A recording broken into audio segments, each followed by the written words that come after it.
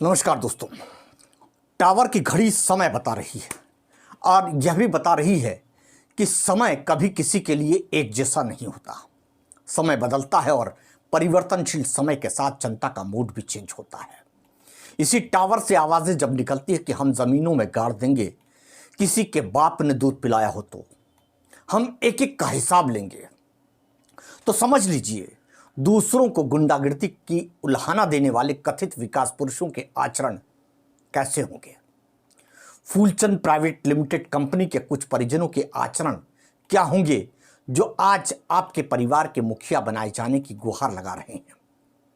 बिल्डरों और भूमाफिया के टैक्स से नवाजे गए या फिर एक्सेप्ट किए गए लोग आपके शहर का कितना भला कर सकेंगे। ट्रांसफरों के लिए लाखों के व्यवहार शुल्क की डिमांड करने वाले लोग, जमीनों को कब्जाने वाले लोग यदि मीडिया को भी थमकाने लगे तो समझ लीजिए कि चौथा स्तंभ अपनी भूमिका तो ठीक से निभाने लगा है। लेकिन जनता उस धमकी को कितने दिल से लेती है या कितनी शिद्दत से लेती है, ये तो समय ही बताएगा। लेकिन विकास पुरुष कभी ये समझ नहीं सके कि उन्होंने देखते ही देखते अपनी छवि जनता के बीच में कैसी गढ़ डाली। अपने वसूली एजेंटों और कुछ एक चाटुकारों के इर्द गिर्द बेगूसराय फिल्म के विलेन की स्क्रिप्ट को कहीं वो सार्थक तो नहीं कर रहे हैं। रही सनातनी होने की बात, तो विकास पुरुष आपके सनातनी होने का पता तो लोगों को उस समय ही लग गया था जब आपकी पूज्य माता श्री परलोकवासी हो गई थी और आप साहब दशा कर्म से पहले ही प्रदेश के सूबेदार के साथ महाकाल मंदिर में पहुंच गए थे। तब कुछ जानकारों ने आपको रोका भी था, लेकिन विकास पुरुष ने इन सब को बलाए ताक पर रखकर फूलचंद प्राइवेट लिमिटेड कंपनी के कार्यक्रम व महाकाल मंदिर के उस धार्मिक क्रियाकलापों में हिस्सा लिया जो किसी भी दृष्टि से उचित नहीं होता। आप करेंगे सनातन धर्म की बात। विकास पुरुष राजा विक्रमादित्य के नाम से होने वाले कार्यक्रम आपके बिना भी हो सकते थे और सनातन धर्म के हिसाब से आपको सूतक काल का पालन भी करना था, जो आप नहीं कर सके। आपको इतनी जल्दी क्या थी कि आप पूज्य मातुश्री के शोक को त्याग कर धर्म को बलाए ताक पर रखकर मंदिर में प्रवेश करने से भी नहीं हिचके। राम के नाम पर समर्थन मांगने वाली Phoolchand private limited company Shipra और महाकाल के नाम पर हजारों करोड़ का भ्रष्टाचार करने से नहीं चूकी।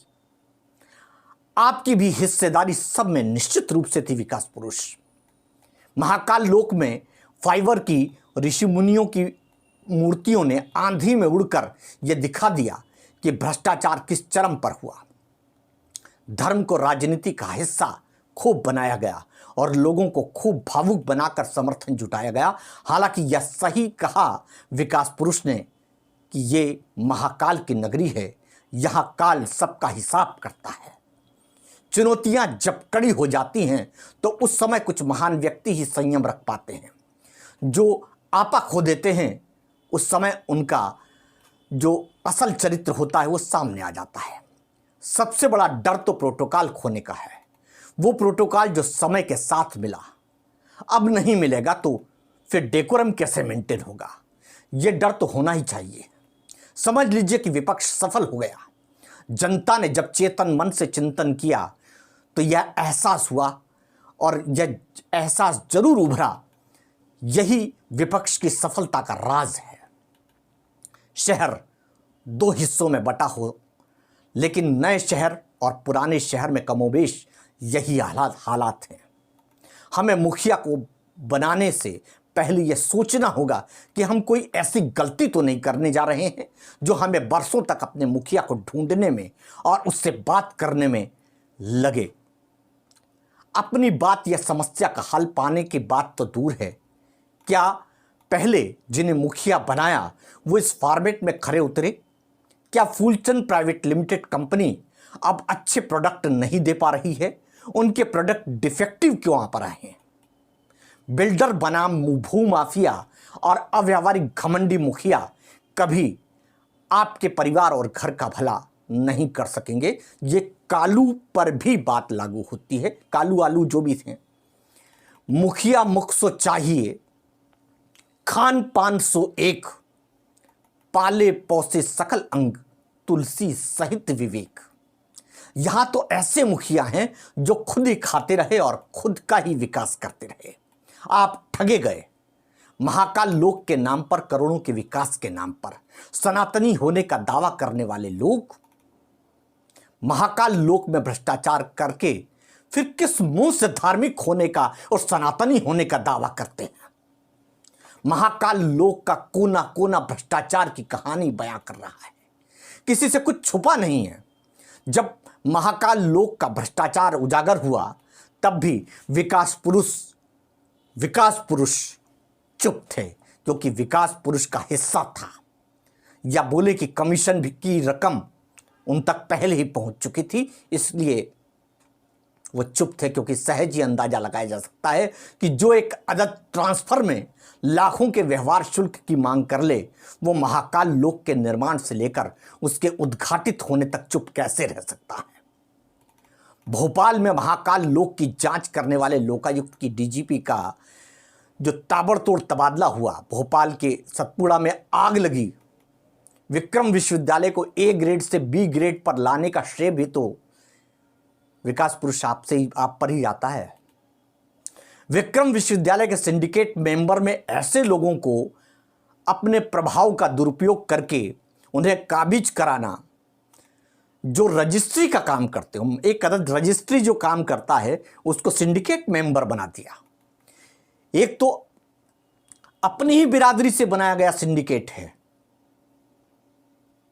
बाकी की तो बात ही निराली है, आप सब अच्छे से जानते हैं।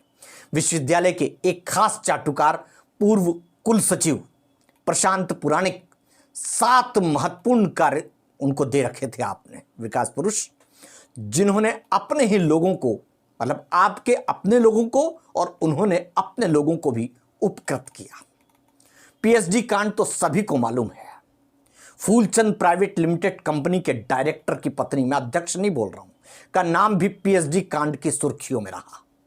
एक माध्यमिक स्कूल की शिक्षिका को एक विश्वविद्यालय का सीनेट मेंबर बनाया जाना, यूजीसी की अनुमति के बिना ही कई विषयों के पीजी कोर्स आपने शुरू करवा दिए और अन्य कोर्स भी आपने शुरू कराए। एक साथ कई कोर्स शुरू करवा दिए विकास पुरुष आपने, जिनमें से कई विषयों के विभागों में तो एचओडी मिलने की तो बात दूर है, विषय विशेषज्ञ भी अभी तक नहीं मिल पाए। कोर्स लेकिन चालू है। ऐसे काम हमें नहीं चाहिए। जनता विकास जरूर चाहती है। शिप्रा को ठगने वाले ठगोरों की अब जरूरत नहीं रही। महाकाल का विकास जरूर चाहिए, लेकिन भ्रष्टाचार की बुनियाद पर नहीं।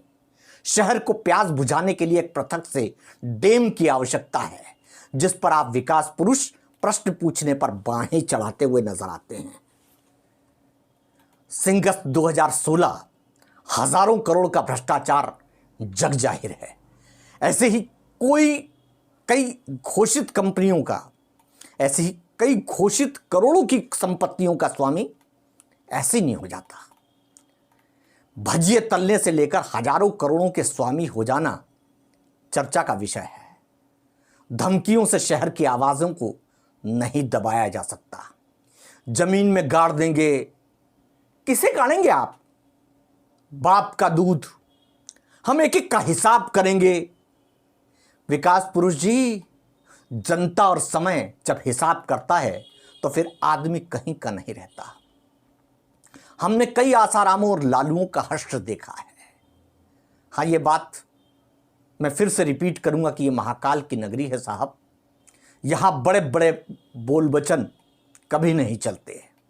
एक मुखिया की भाषाई परिपक्वता की जो बात हम करें तो एक मुखिया की भाषाई परिपक्वता यह जाहिर करती है कि वो कितने समृद्ध और कितने संस्कारवान हैं।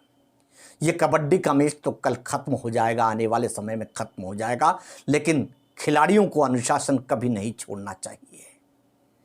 मीडिया कर्मियों ने भी मां का ही दूध पिया है। खैर, ये वक्त है बदलाव का। समय परिवर्तनशील है। परिवर्तन आज नहीं तो कल होगा ही। राम सबके आराध्य हैं, महादेव सबके आराध्य हैं, लेकिन टिकटों से भगवान के दर्शन की व्यवस्था आप कैसे बदल पाएंगे, ये आपको सोचना है। विकास पुरुष आपके ही कथन या यूं कहें कि प्रवचन शहर में लोगों के मोबाइल में घूम रहे हैं कि राम सीता का तलाक हो गया था, सीता ने खुदकुशी कर ली थी। भगवान राम और सीता माता के लिए इतने अच्छे विचार किसी सनातनी फूलचंद प्राइवेट लिमिटेड कंपनी के ही हो सकते हैं। आप समर्थन की मांग कर रहे हैं, आप सनातन धर्म के नाम पर। मजाल है किसी फूलचंद प्राइवेट लिमिटेड कंपनी के किसी भी शेयर होल्डर ने इस बात का विरोध जताया हो, तब मुंह में दही जमाए बैठे रहे लोग। आज बात करते हैं सनातन धर्म की। सच्चरित्रों के साथ चलिए। जल्दबाजी में, भावना में बहकर फैसला लेने का वक्त नहीं है। अपने दिल पर हाथ रखकर सही हाथों के लिए फैसला लेना है, क्योंकि आपके हाथों से लिया गया फैसला ही आपके हाथ को संबल प्रदान करेगा। भरोसा रखिए, वक्त जरूर बदलेगा। हमें गाड़ने वालों की नहीं, हमें तारने वालों की जरूरत है। अगर आपको लगता है कि बड़े मीडिया घरानों को छोड़कर अन्य मीडिया ने अपना फर्ज ठीक से निभाया है, तो हमें लाइक और सब्सक्राइब जरूर कीजिएगा। और हाँ, फैसला अपने शहर के हित में लीजिए, बिल्कुल निष्पक्ष, तटस्थ, क्योंकि कवि रामधारी सिंह दिनकर ने लिखा है कि तड़प रहा आंखों के आगे भूखा हिंदुस्तान, तड़प रहा आंखों के आगे भूखा हिंदुस्तान, फूलों के रंगीन लहर पर ओ उतरने वाले, और रंगीन नगर के वासी ओ छवि के मतवाले, सकल देश में हालाहल है, दिल्ली में हाला है, दिल्ली में रोशनी शेष भारत में अंधियारा है, मखमल के पदों से बाहर फूलों के उस पार, ज्यों का त्यों खड़ा है आज भी मरघट सा संसार। और एक आखिरी की लाइन कि समर शेष है नहीं पाप का भागी केवल व्याध, समर शेष है नहीं पाप का भागी केवल व्याध, जो तटस्थ है समय लिखेगा उनका भी अपराध। चलते चलते निष्पक्ष मतदान जरूर कीजिएगा। आपका वोट बिकाऊ नहीं है, टिकाऊ है, इसलिए टिकने वालों और देश के हित में वोट दीजिए। बिकने वालों और खरीदने वाले लोगों से सावधान रहिएगा। आपका वोट देश हित में जरूरी है, यह ध्यान रखिएगा। बहुत बहुत धन्यवाद, बहुत बहुत धन्यवाद।